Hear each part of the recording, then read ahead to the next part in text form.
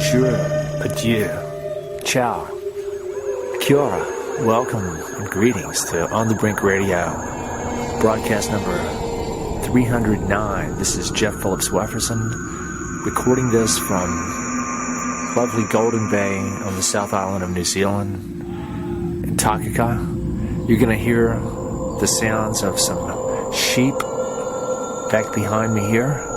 You might hear the sound of some little bumblebees as they come through the garage where I'm sitting now. I've rescued dozens of them over the past week or two. They come against the window here, and it might even be that I've rescued the same one more than once, but it's very, very cool. They become my little friends.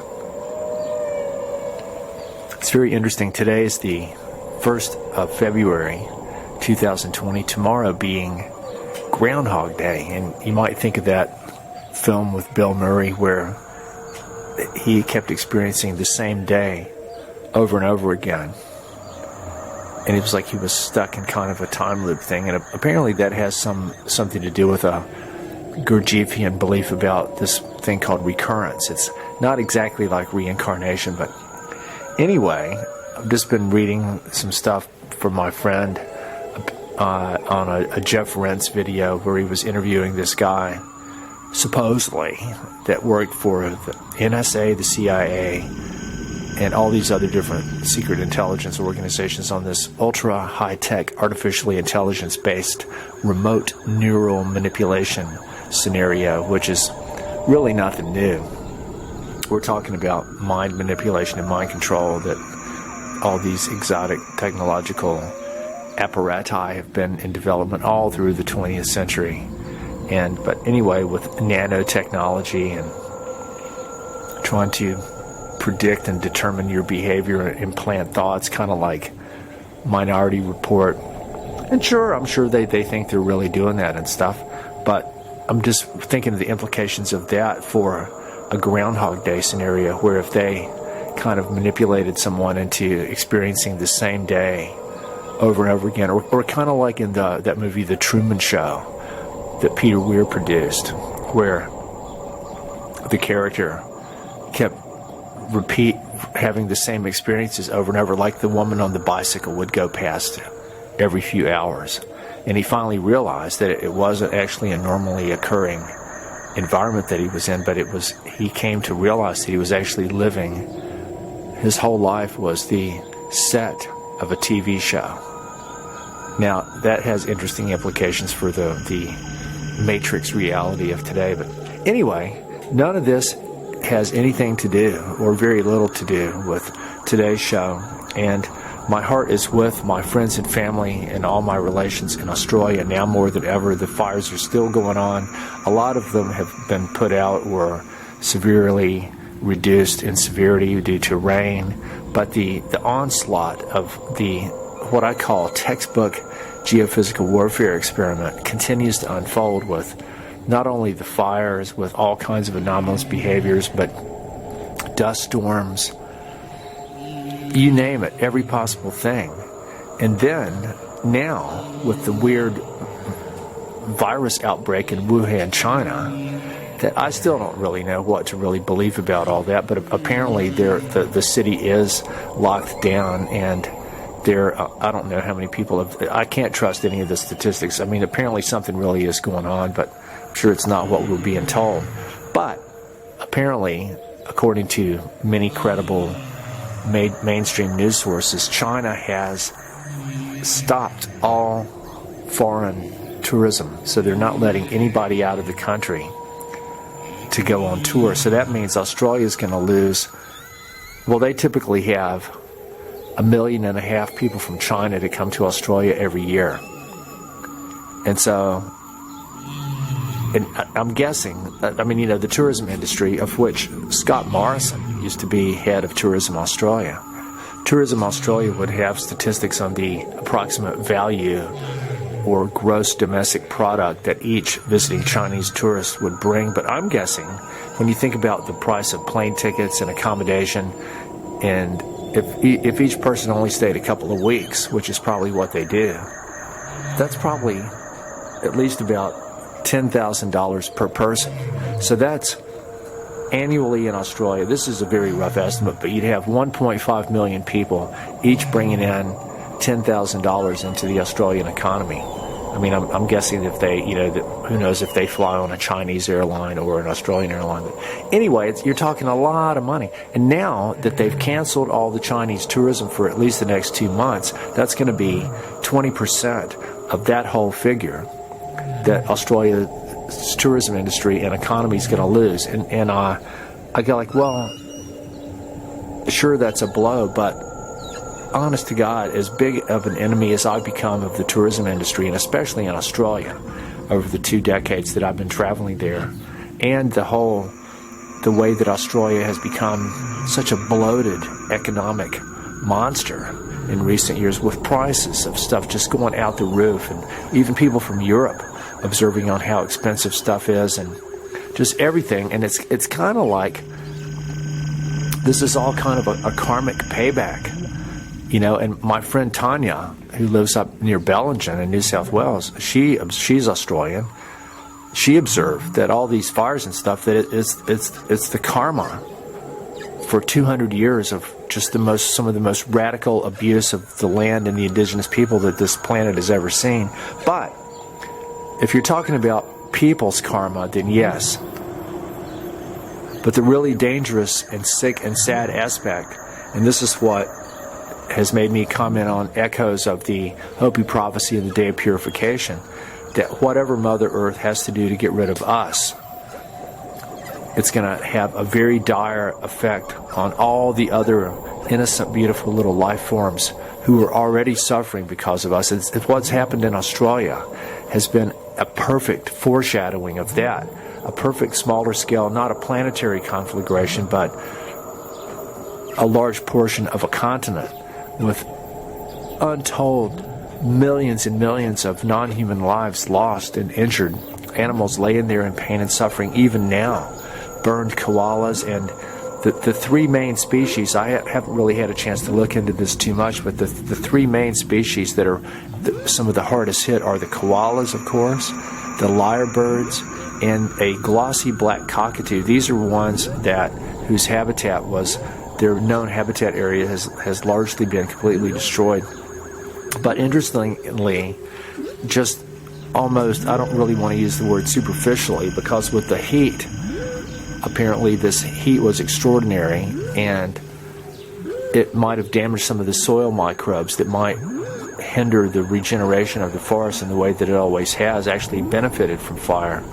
But what it has enabled is the timber industry to go in there and just get the wood that's, I mean, if you think about it, it's almost like it was strategically planned.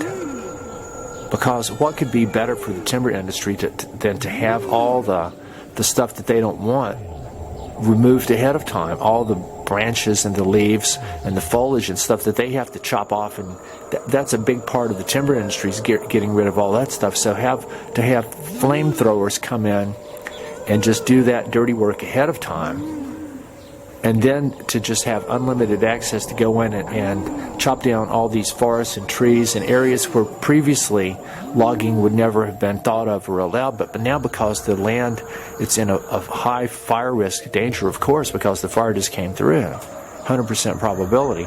Now they're going like, well, look, all these trees are just standing there. Why don't we just go ahead and chop them down? But I think this was part of the plan all along. Part of the strategically premeditated geophysical warfare land grab scenario. But this, as important as all this is and near and dear to my heart, and I'll be returning to Australia in about a month and a half, probably directly to Tasmania. Today's show is a topic, it's probably the biggest topic that anyone could ever talk about. It's about what we call space. And the show is called Space. And there's a bit of humor in that, but it's really funny because when you think of space, I mean, truly, space is the biggest, it's an astronomically huge concept. And is it a place? Is it a concept? Is it in our mind? I mean, and so I'm always observing that people have seemed to be obsessed with space. And in recent decades, in my lifetime, in fact, I was actually born right at the dawn of the space age. So I'm fully qualified as a space cadet, actually a high-ranking space cadet. But we talk about that we need or we want to go into space. And I'm always going like, but look, we're already there. Where's the Earth? The Earth is in space. I mean, where else? Is there anywhere that's not in space? Anywhere on the Earth's in space. And so, therefore, everything on or in the Earth, or around the Earth, is also in space. And where's the Sun? The Sun's in space. And the Sun, the Earth's in the solar system's in the galaxy. The galaxy consists mostly of space, but where's the galaxy? The galaxy's also in space. I mean, this is all quite abstract when you really think about it, because in the same way that from the perspective of an individual person walking around on the Earth, it can seem quite flat. And in fact, a lot of it actually is flat up to a certain point. You know, you can look out across the Nullarbor Plain or different desert areas, a field, just like where you might live. You can look out, and for all practical purposes, it is flat. It can be as flat as a sheet of paper. So on the scale that we experience on as an individual person, the Earth can be flat, but it doesn't mean that you can walk over and throw your Coke bottle off the edge of it like the guy in The Gods Must Be Crazy. So I think that we do have pretty credible evidence that the Earth is an oblate spheroidal planetary entity. We don't really know what the shape of the Earth would be without the ocean. I've actually seen a computer model of that, and if it's accurate, it looks kind of like a potato. It's kind of knobby. It's got kind of a waist. It's got a bulge at the poles and kind of a waist in the middle. Kind of like a potato crossed with a dumbbell. So if that's the true shape of the Earth, so the Earth, it has always been in space, and so have we. We're actually travelers in space and time on Spaceship Earth. And I believe that expression it's attributed to Adlai Stevenson, a very interesting sort of educator, highly intelligent politician from the JFK era. So we talk about the space race, personal space, inner space, outer space. We've got different scales of space. We've got the space between your ears. We've got the space of the inside of your house, or the cubic volume of your refrigerator or your esky. The space of your lot that you might buy, that's a surface area. We've got the cubic volume, which would be the space of the ocean, which is huge. And we've got the space,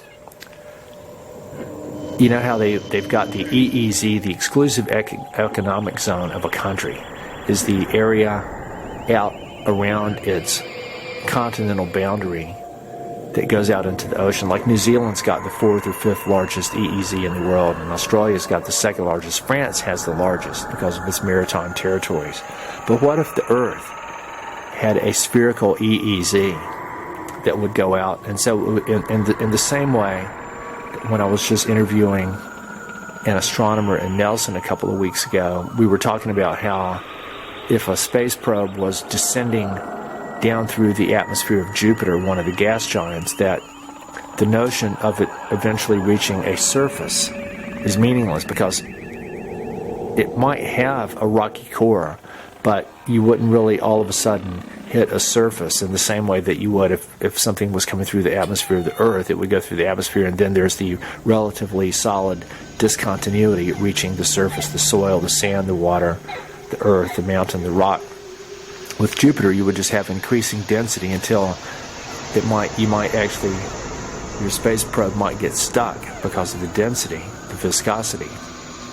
But in that same way, going outward from the Earth, out through the atmosphere, the increasingly tenuous stratosphere, mesosphere, ionosphere, the electrically charged areas, the magnetosphere, the heliopause. So where does the boundary of the Earth's atmosphere actually stop, and where does space begin? So really, you can't really, it's all kind of an abstract artifact of our imagination to imagine the boundary of space, because truly we're in space all the time. Everything we think, do, and say is in space. So we're all travelers in space and time. We're all space cadets. So there's so many different interesting aspects to this thing with space. This show is probably going to be more kind of like an outline of really cool topics, but there's a lot of belief in ancient cosmologies and in modern day people that we came from space, or that life came from space. That's a theory called panspermia, that life came here on comets or asteroids or somehow. And even Francis Crick, that was one of the co-founders of the DNA helical model in the 1950s, he wrote a book about how that life here, I think it was supposed to be science fiction, but it was about how DNA was actually created by scientists on another planet and sent here on some kind of space probe to seed life here.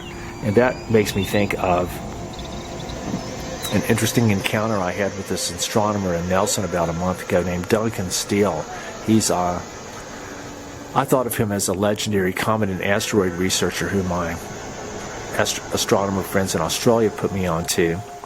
We finally caught up, and I recorded an interview with him talking about his work with comets and asteroids, but he's pretty much left all that behind about 25 years ago, and now he's working for a satellite company in Nelson called Xera, Xerra, which is actually a New Zealand government entity based on the manipulation of satellite data and all of that's implications. And Duncan's background's actually in optics and physics, and he's not someone that likes to look through telescopes or look at the stars. He likes to look at computer screens and manipulate data and information and stuff. Well, anyway, an idea that I saw on his website was that he was, and I thought it was a joke, he's advocating that humans seed Mars, the planet, with genetically modified organisms so that there'll be a second planet with life. And I couldn't take this seriously until I talked with him in person, and he verified that yes, he does think this is a good idea. So to me, the more I've thought about that, it's one of the most heinous, ludicrous, and insidious things I think that humanity could possibly do. And I'm calling him Dr. Frankenstein now in honor of this whole scenario. But I'm not really going to go into that on this show, although it does relate to the space thing, our relationship with other planets in the solar system and our ability, I'm not going to say our ability to go there, because I don't personally think that humans can travel outside the orbit of the Earth, even though a lot of time and expense and energy has been put into convincing us otherwise. I personally don't think that we can. I think that the dangers from the radiation, the Van Allen radiation belts, the cosmic rays continually bombarding, which is a very intense field of particles coming not only from the sun, but from extrasolar and even extragalactic sources too.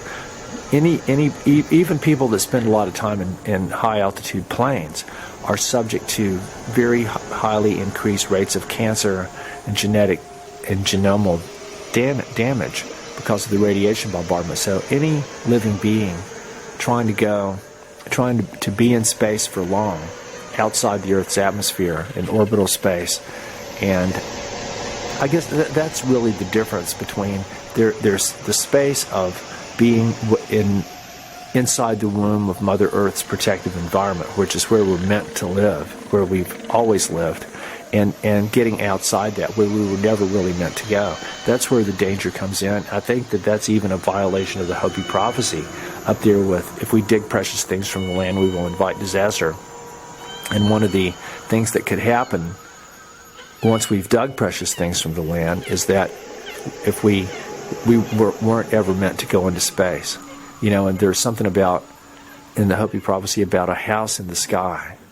And whenever that happens, that means the day of purification is near. So it's like in their collective memory, they've seen all this stuff before. And we're probably talking pre-Atlantis, pre-Lemurian, maybe previous incarnations of civilization from a really long time ago. So for as far back as we can go into our collective psyche,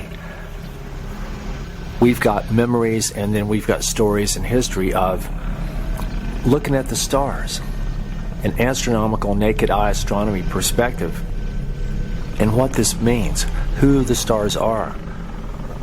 We think of them as being magical places from far, far away, where our ancestors came from possibly, and where other beings have come from. The whole thing of aliens and UFOs and how this kind of thing is a theme that runs through the myths, legends, story, and history of almost all ancient people. Up there, that this common cultural archetype of beings from space or origin from out there somewhere is up there also with Velikovsky's observation of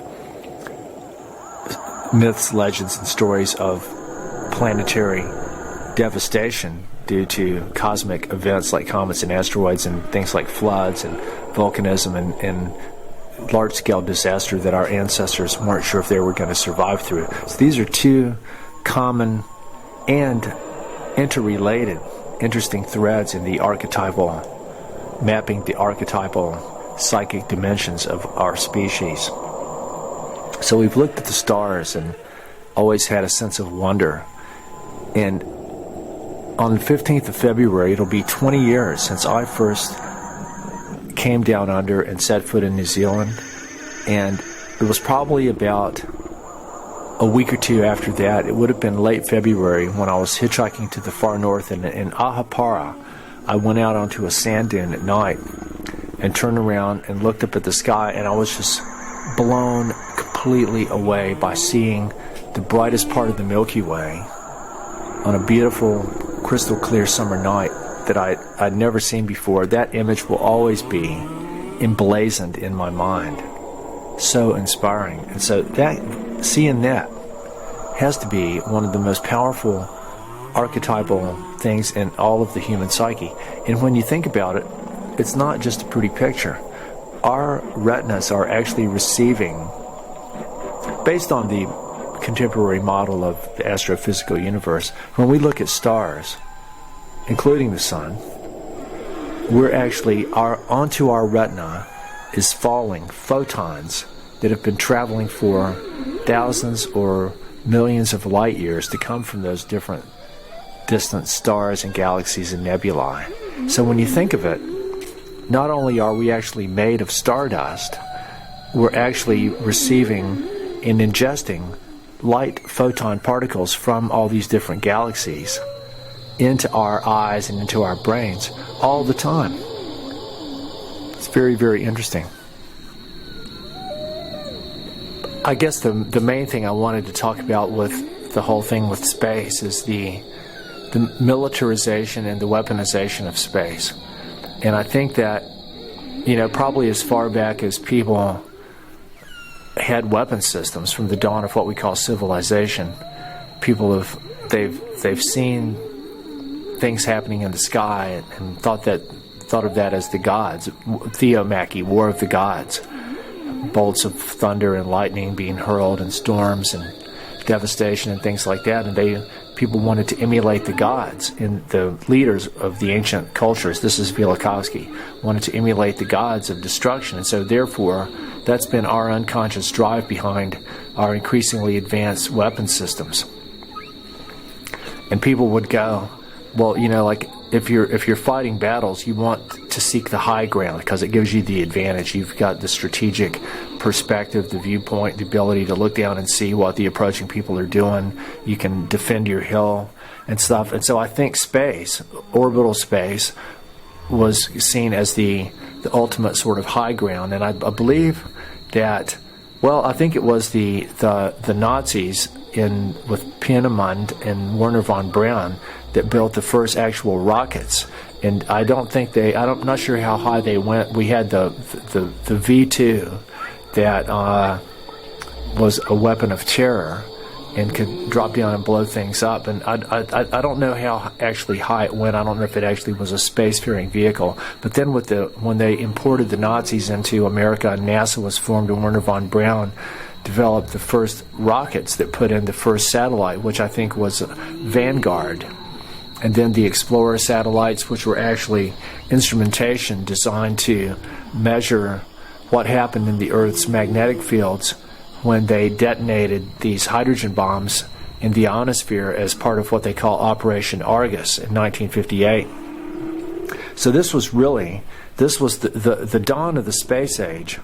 Wasn't us going there, it was us exploding hydrogen bombs in it.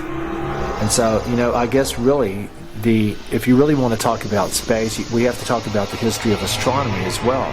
The history of how long people have been looking at the stars, the planets, when the planets were first identified. The word planetos in Greek, it means wanderer. So our ancient knowledge about stars and comets and asteroids and supernovae and the sun and the moon and the relationship with the tides and the auroras and the seasons, and all this stuff relates to space, which is, like I said, it's the biggest topic there is. And so if we look at a history of astronomy and how our whole worldview has evolved with the relativistic, the Doppler shift of the galaxies, and how we think that everything's receding in the height of the Big Bang, and the origins of life, and astrobiology, and all of our knowledge about astrophysics, and then planetary atmospheres, and I've been really privileged in the past week or two to be able to correspond with Bill Napier, who, along with Victor Klube, are the two most legendary comet researchers I know of on this whole planet. They formulated a paper in 1981 or 82 called A Theory of Coherent Catastrophism, in which they put forth the idea that the mass extinction events that the Earth is believed to have experienced were initiated by impacts from a comet or asteroid. And they actually wrote a letter to William and Louis Alvarez, who were kind of doing research along that line. And then the Alvarez team basically stole their thunder and ran with this idea, and then they discovered the iridium layer and put forth the idea of at least the mass extinction sequence of 65 million years ago was initiated by a comet or asteroid impact. They got all the credit for it. But Klube and Napier, their perspective goes far beyond looking at just one event. They look at the whole motion of the solar system within the galaxy and how that brings us into what they call episodic bombardment and cometary waves. And this is just very, very, very interesting. So all this comes under the category of space. But for the more implications of what its effect on us is right now, not counting the long-term effects and impacts of not only physical bombardment but energetic bombardment from supernova emanations, cosmic rays, and coronal mass ejections and solar flares and other unexpected, the Earth passing through plasma fields or regions of different electromagnetic density, passing through the tail of a comet, all this different kind of stuff that is par for the course for life on this planet. But we've had the protective envelope, the womb of Mother Earth's atmosphere, it's not right to say it was designed for us to live in, but it's what we've always lived within it. And so who and what we are is a product and a function of being within Mother Earth, who is herself the most amazing spaceship that could ever exist. So we don't need to go in space, we're already there. But we're endangering Mother Earth by our attempts to go into space and to weaponize space. And this is one of the things that Dr. Rosalie Bertell talked about extensively in her book Planet Earth, Latest Weapons of War, that the work of Dr. Claudia von Werloff is carrying on now. So this has a lot to do with the world of today, we've had rockets and satellites that have been going up for a long time. We've had astronauts since, like, I think 1961 with Yuri Gagarin, and then John Glenn, first man to orbit the Earth, Alan Shepard, all these people. You know, it was just somehow important to have somebody up there even just for a few minutes. And then we've had the Mercury and Gemini missions, and then all the cosmonauts from Russia. And so I believe that it's real that we've had people in orbit. Now we've got the International Space Station and probably other stuff that we don't know about. We've got who knows how many satellites are up there, probably tens of thousands. There's ones that don't work anymore that are still there. There's ones that have been broken up in fragments and junk, things that have been discarded. Just like on the top of Mount Everest, low orbital space would be sort of like, would have the summit of Everest syndrome, only probably to the third power. The amount of debris orbiting there, like a whole cloud. I mean, it's probably probably closer to an equatorial orbits, but and then there's all the top secret spy satellites and weapons, and now they're getting ready to launch this whole new, apparently thousands of satellites related to the 5G thing. So who knows what all this really is, that Elon Musk's SpaceX is going to be putting these up, and apparently has already started, but now some of that's going to be done by a company called Rocket Lab, which most people don't know is actually owned by Lockheed Martin, who is the biggest defense contractor in the world. They've got a huge presence in New Zealand. They actually run New Zealand's military, especially in the wake of the Christchurch quake in 2011. They host a biannual weapons conference in Auckland. They're one of the biggest makers of nuclear missiles, of satellites, they own the patents for deep seabed mining. They run cybersecurity for the U.S. government and the Pentagon. Their corporate economy is bigger and more powerful and influential than the government of all but about a dozen and a half countries on this whole planet. So Lockheed Martin owns Rocket Lab, who have launching facilities on the East Cape, and I just saw last week where Rocket Lab, which is really Lockheed, is actually paying for this multi-million-dollar revitalization of this really cool, quaint little town called Wairoa that's kind of on the way from Gisborne, if you want to go to Lake Waikaremoana. They're going to build all these information facilities and this kind of a data hub and all this it's sort of like the high-speed rail thing, only for the information highway. So this is the future of New Zealand that's being rolled out. So when we talk about space, this Duncan Steele dude, Dr. Frankensteele, he's also apparently, I'll use the word expert, even though to his credit, I have to say he didn't refer to himself as an expert, but he's probably an authority on space junk and satellites and stuff. But it was really weird that when I did the interview with him, it was about him as a comet and asteroid guy, but only when I met him did I learn what he's doing now. So then when I started thinking of a whole new set of even more relevant things to talk with him about, he and his company sort of blew me off. It's like they accused me of being rude when they wouldn't cooperate, which I wasn't.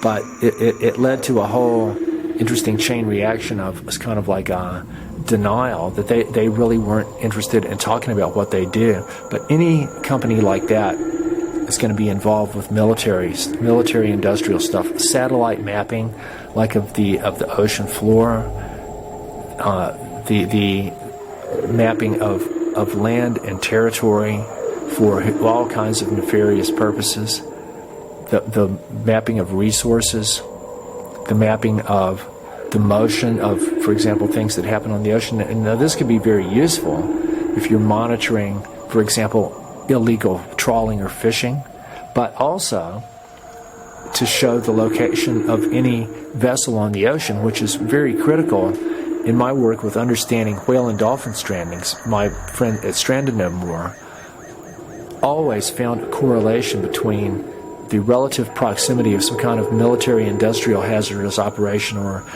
activity relatively close to where any whale or dolphin strandings happen. So if we were able to have satellite information that showed the presence of, for example, all the geophysical exploration vehicles, any military vessel, especially submarines, I just read that China's developing a laser satellite that can detect submarines down to 500 meters in depth. So, I mean, that's information that the public's really not supposed to have. And so, but I think that's the kind of thing this company is involved in. And also, in passing, the head scientist of this company, whose name I won't say, actually worked at Oak Ridge National Lab for 10 years. He's like a computer geek that developed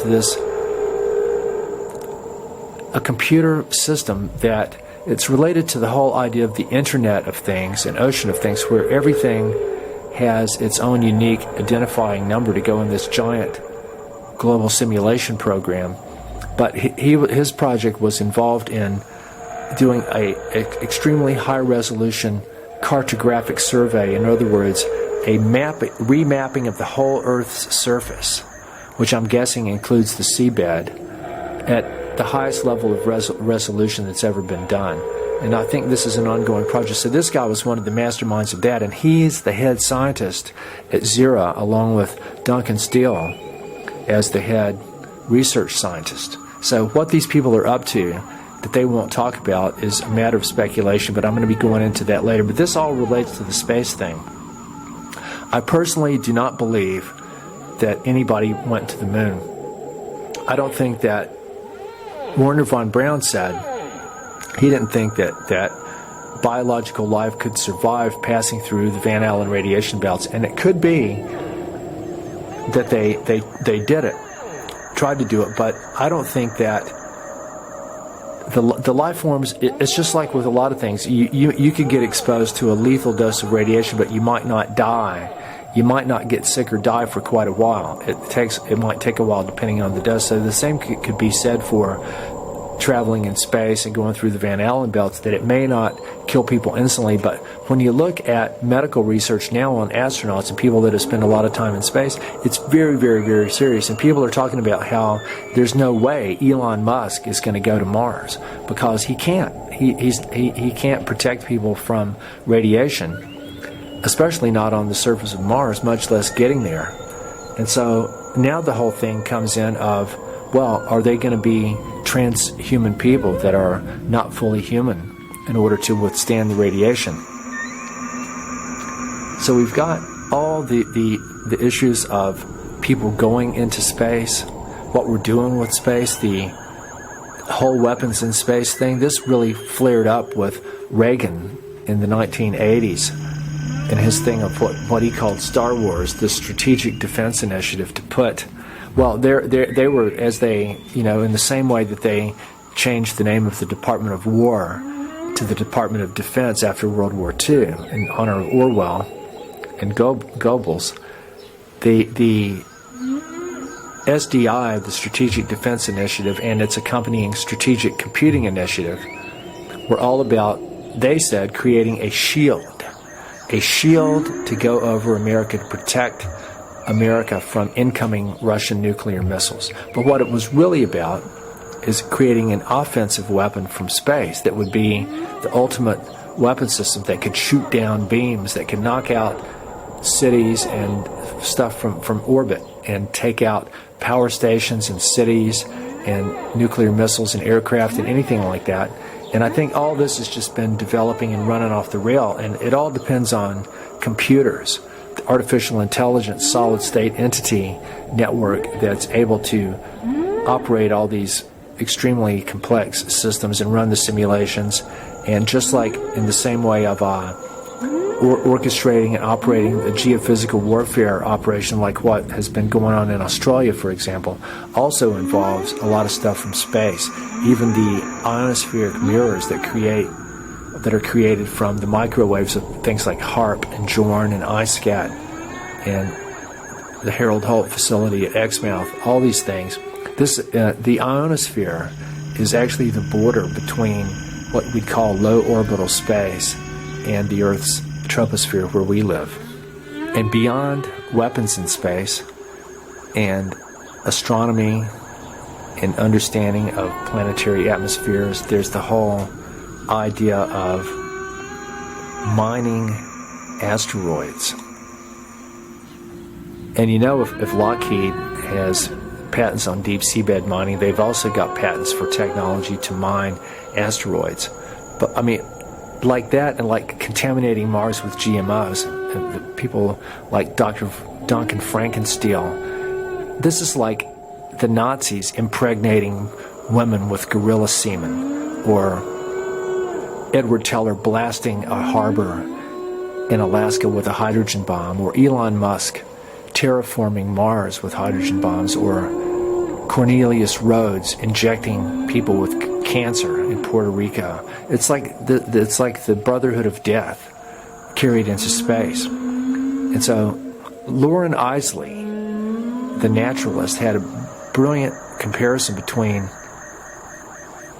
the Earth, the humans, as he calls us, the spore bearers or the world eaters. And he said that the form of life that humanity most closely resembled from all his decades of study in nature was the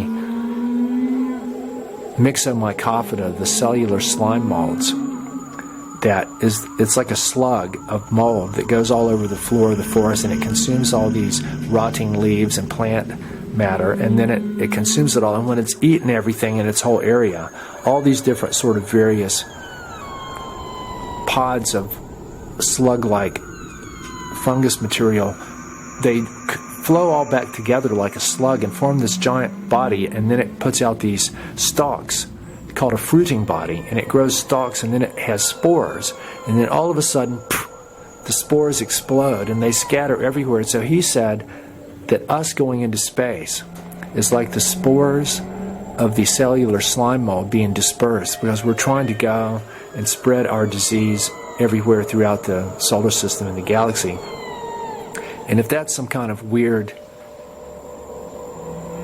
imperative of the Homo sapien macrovirus, I think it's probably going to represent the last straw for Mother Earth and the Great Spirit to cleanse the Earth of the Homo sapien macrovirus, which I think we've been calling for a long time. We don't have the ability to shut down the AI, automated warfare, geophysical, environmental warfare scenario, even if we wanted to. We pretty much agreed on that. Then we've got the search for extraterrestrial intelligence, SETI. And I'm always talking about how, you know, their beliefs are so limited. They think that anybody that's out there is going to be using microwaves and mathematics and stuff just like us. And I go like, but look, anybody that's truly intelligent would have probably never even developed that stuff to begin with, just like the whales and dolphins, the ultimate indigenous people and a true extraterrestrial intelligence living on Mother Earth far longer than us in the ocean, with their own ability to communicate with water-based life on other planets and to be the primary guardians for life as we know her here. This is what I think is really going on. And I think that they're constantly beaming us right now, stronger than ever, sending beautiful healing energies to the Dreamtime ancestors of Australia, the whale-dreaming people of the East Coast, who were the earliest people to become people, because the whales and dolphins taught us how to become people a long, long, long time ago when the earth was green. She's still green and beautiful. Mother Earth is our beautiful mother and home.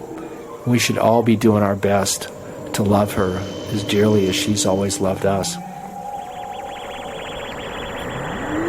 Well, I guess I better go now.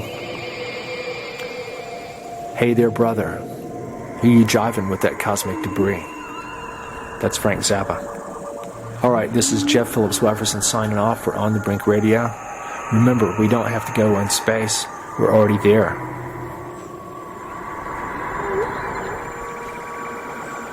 Good day.